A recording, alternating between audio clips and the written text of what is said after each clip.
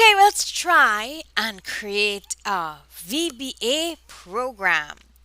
Now let's get our programmer mode on and let's start. So we're using VBA with Microsoft Excel. VBA is already on, already set up. We're going to click on Developer tab, Insert, Active X Controls. First one is the command button. Click that.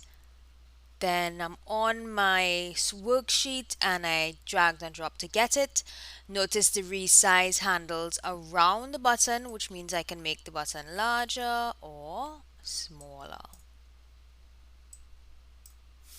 Right, let's click on properties. So I'm on the properties for my button. That's what it says here.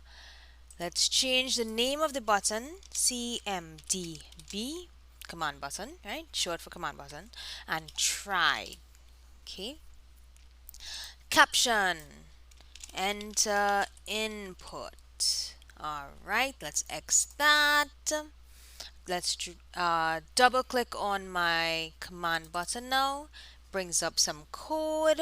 I'm gonna type here. Let's see, dim, enter input as integer, enter, press tab on the keyboard, enter input equal input box, enter input, oops, I forgot the open quotation,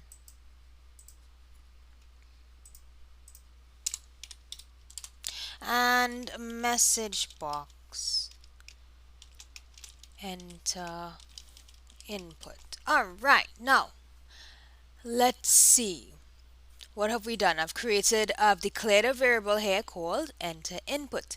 I have created an input box that's going to store the data, the input in the variable called enter input. Then I created a message box, which is my output. It's going to display whatever I have in enter input. All right. Now, so I close the code. Let's save that. File, save as. I'm going to choose save as type Excel macro enabled workbook. Type in a name. Let's say try. I'm saving to my desktop. Save. Good. Now let's try it out. So that means programmer mode is off. We are going to test it out. There should be user mode on now. User mode on. Remember, you are the programmer.